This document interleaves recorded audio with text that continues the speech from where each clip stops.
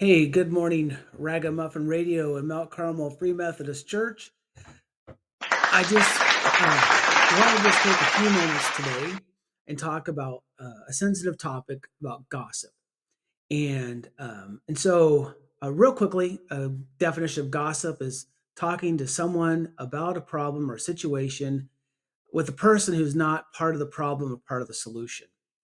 And so we in the church and in our personal lives in our work life, we want to minimize conflict and things of that nature by reducing gossip. And so, gossip is not something that the Bible says is a virtue. In fact, gossip, things that are gossip produces, like envy and strife or conflict in the church or dissensions. That's groups warring against each other. Those are all products of gossip, and so gossip is not a good thing. In fact, Paul warns um, about gossips. He tells them to knock it off. And so we've already talked, kind of give a brief definition of what gossip is. It's talking about someone about another person that's not part of the problem or the solution. And so I just brought up some quick things in Proverbs about gossip, and you can do your own search and look up. But the first thing I want to say about gossip from Proverbs is Proverbs 18:8 and Proverbs 26:22. So this is obviously something that's important to the author of the Proverbs to repeat this information. So if the Bible repeats something, we should pay attention to it. And so it says here, the words of gossip is like a choice morsel. So it's like a really good piece of food. They go down to the inmost parts. And then he repeats the same thing.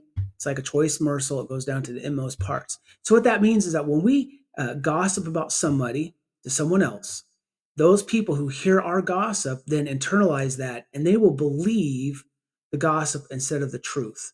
And that is, the Proverbs calls it out. I mean, it's not me. It's Proverbs that calls us out. It's not a good thing. In fact, it says here in Proverbs 16:28, a perverse person stirs up conflict and a gossip separates close friends. And I'm sure you've seen that in your own life, with friends and family, in our work life, maybe at school. Gossip is bad, and it separates, it destroys. In fact, James, in the book of James, he refers to the power of the tongue, how powerful it is. And here he says, without wood, a fire goes out. This is Proverbs 26. Without gossip, a quarrel dies down. So gossiping is not good. So we can say about gossip that it is bad.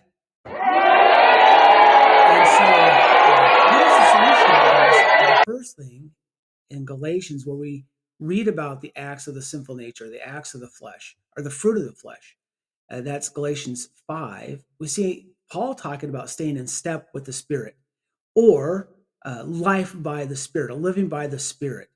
And in Galatians 6, he lists these antithesis, these fruits of the Spirit. So if we want to have the good fruit and not the bad fruit, then we need to operate out of our own selfish desires and operate in the realm of the Spirit. We need to have a life that's controlled by the Spirit. And so that's step number one. Step number two is to endeavor what? To do what Jesus described in the Beatitudes. Blessed are the peacemakers. We should endeavor to be peacemakers. We should endeavor to be people of reconciliation, people who are sharing the gospel message of love. And so that takes a lot. One, it takes personal responsibility. We need to stop blaming others, and we need to start taking responsibility for ourselves. We can't live by the Spirit if we're focused on other people and what other people have done. We need to focus on take responsibility for ourselves and living by the Spirit. The next thing is that we need to remember that are uh, our tongues are powerful weapons, and we need to surrender those to the Spirit. And then, so what if we are wronged and we have a conflict?